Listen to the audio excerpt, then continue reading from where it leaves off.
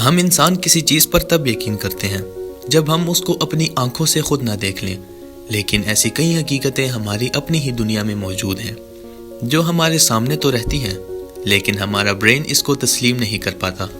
اور جب ہم اپنی آنکھوں سے کچھ دیکھتے ہیں اور ہماری سوچ ہمیں کچھ اور دکھانا چاہتی ہے، تو اس کے بیچ ایک نیا فینومینا پیدا ہوتا ہے جس کو ہم مسٹری کہتے ہیں، اور ایک ایسی ہی مسٹری جو انڈونیشیا کنٹری میں جاوا آئی لینڈ پر پائی گئی ہے۔ انفووے کی ویڈیو میں ایک بار پھر سے خوش آمدید۔ ناظرین، اس پہاڑ کو جب دور سے دیکھا جائے تو یہ باقی پہاڑوں کی طرح نارمل ہی دکھتا ہے، لیکن جب اس پہاڑ کے ٹاپ سے نیچے دیکھا جائے تو ہمیں کچھ بھی نارمل نہیں دکھتا۔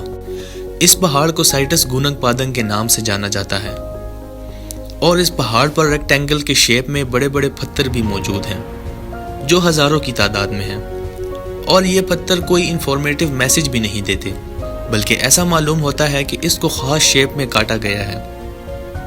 اب کیونکہ جاوا آئی لینڈ جو کہ خود ایک والکینک آئی لینڈ ہے، ریسرچرز کا ماننا ہے کہ یہاں پر والکینک راک کو کاٹ کر ان پتھروں کو اس شیپ میں لایا گیا ہے، لیکن ریسرچ کے بعد پتہ چلا کہ یہ پتھر یہاں کے ہے ہی نہیں، تو اس کا مطلب ان پتھروں کو کہیں اور کاٹا گیا ہے اور پھر ایک ایک کر کے پہاڑ پر لایا گیا ہے۔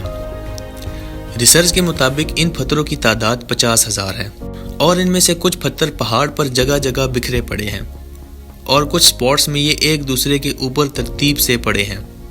اور صرف یہ ہی نہیں، ان کے بیچ میں گھارا یعنی سیمنٹ جیسا مکسچر بھی استعمال کیا گیا ہے۔ وہ جو لوگ بھی تھے جنہوں نے اس پہاڑ پر کنسٹرکشن شروع کی تھی، وہ یا تو یہاں پر شاہی ٹیرس بنانا چاہتے تھے یا کوئی عمارت کنسٹرکٹ کرنا چاہتے تھے، اور پہاڑ کے اوپر جو پتھر باترتیب پڑے ہیں ان کے اوپر بھی گھارا لگا ہوا تھا۔ اور جب ریسرچر نے اس گھارے کی ریڈیو کاربن ڈیٹنگ کی تو معلوم پڑا کہ یہ 2600 سال پرانا پتھر ہے۔ اور صرف یہی نہیں، جب ایکسکیویشن کی گئی تو 30 فیٹ کی گہرائی پر ریسرچرز کو 7,500 سال پرانے گھارے کے سیمپلز بھی ملے۔ آرکیولوجسٹ کا کہنا تھا کہ ہمیں اور کھدائی کی ضرورت نہیں، جبکہ ریسرچرز کا ماننا تھا کہ یہاں پر اینشینٹ سویلائزیشن جیسے لوگ رہتے تھے جو اس گونگ پادنگ کے پہاڑ پر بہت بڑی عمارت کنسٹرکٹ کرنا چاہتے تھے۔ کھدائی کو لے کر آرکیولوجسٹ کی رائے کچھ حد تک ٹھیک ہی تھی، کیونکہ ہیومن کی ہسٹری 7,500 سال پرانی ہے، تو اس سے نیچے ہمیں کچھ بھی نہیں ملے گا۔ ریسرچرز اس بات سے ایگری نہ ہوئے، ان کو یہ بات مناسب نہ لگی کہ ہم اپنی ریسرچ روک دیں، تو انہی باتوں کو لے کر ریسرچرز نے اپنی ریسرچ جاری رکھی، اور جب کور ڈرلنگ کے ذریعے 100 فیٹ تک کھدائی کی تو پھر معاملہ بہت ہی سنگین ہو گیا، کیونکہ 100 فیٹ کی کھدائی میں ہمیں کچھ اور گھارے کے سیمپلز بھی ملے، اور جب ان سیمپلز کا ٹیسٹ کیا گیا تو معلوم پڑا کہ یہ 2600 سال پرانے گھارے کے سیمپلز ہیں۔ اور یہ وہ دور تھا جب آخری آئس ایج اپنی پیک پر چل رہی تھی، اور یہ ایک بہت ہی امپورٹنٹ نیوز تھی، کیونکہ یہ انسانوں کی ہسٹری کو ہلا دینے والی تھی۔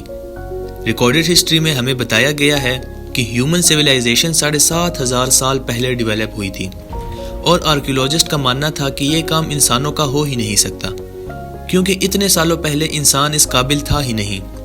آرکیولوجسٹ کو کسی ٹھوس ثبوت کی ضرورت تھی، جیسا کہ کوئی خاص سٹرکچر یا ٹریجر یا پھر ہیومن اسکیلیٹن، اور ساتھ ہی ساتھ لوکل جیولوجسٹ نے اپنی ریسرچ جاری رکھی۔ اور صرف یہی نہیں، انہوں نے سائسمک ٹوموگرافی جیسی لیٹسٹ ٹیکنالوجی کے ذریعے پورے پہاڑ کو سکین کرنے کی ٹھان لی۔ سائسمک ٹوموگرافی یہ ایک ایسی ٹیکنالوجی ہے جو ریڈیو ویو کے ذریعے زمین کے اندر والے حصے میں ہولو سپیسز فائنڈ کرتی ہے۔ جب سائسمک ٹوموگرافی کے ریڈیو ویو ماس سے ٹکراتے ہیں تو ریڈیو ویو کی سپیڈ کم ہوتی جاتی ہے، اور جب یہ ویو ہولو سپیسز میں ٹریول کرتے ہیں تو ان کی سپیڈ بڑھ جاتی ہے۔ سکین کے بعد جو رزلٹ سامنے آیا، وہ سکین ریسرچرز اپنی زندگی میں پہلی بار دیکھ رہے تھے۔ پہاڑ کے اندر جگہ جگہ ہولو سپیسز دیکھنے کو ملے، 3 بڑے بڑے سکوائر چیمبر جو ایک ٹنل شما پاتھ وے کے ذریعے ایک دوسرے سے کنیکٹڈ تھے، اور ان سب چیمبرز کے سائز ایک دوسرے سے بالکل مختلف تھے۔ ان میں سے بڑا چیمبر جو زمین کی 100 فیٹ کی گہرائی میں ہے۔ اس ڈسکوری نے پوری دنیا کو حیران کر دیا، اور یہاں تک کہ انڈونیشیا کے پریزیڈنٹ کو جب یہ خبر ہوئی تو انہوں نے ان کو پوری ریسرچ کرنے کا اپروول دے دیا۔ ریسرچز ایسی ہی دھڑا دھڑ چل رہی تھی کہ 2014 میں انڈونیشین پریزیڈنٹ چینج ہو گئے، اور جب نئے پریزیڈنٹ نے گوننگ پادنگ کا سروے کیا تو انہوں نے آرکیولوجسٹ کمیونٹی کا ساتھ دیا اور گوننگ پادنگ پر ایکسکیویشن اور ریسرچز بند کروا دی۔ ناظرین، اگر اینشینٹ ایجپشن اور موہنجو دارو سے پہلے بھی کوئی سویلائزیشن رہتی تھی تو وہ کون سی سویلائزیشن تھی اور اس جاوا آئی لینڈ پر کیا بنانا چاہتی تھی؟ یہ راز گوننگ پادنگ کے پہاڑوں میں ہی رہ گیا۔ امید ہے کہ آپ کو انفووے کا یہ ایپیسوڈ بھی پسند آیا ہوگا، تو اس کو بھرپور لائک اور شیئر کریں۔ آپ لوگوں کے پیار بھرے کمنٹس کا شکریہ۔ ملتے ہیں اگلی شاندار ویڈیو میں، تب تک کے لیے اللہ حافظ۔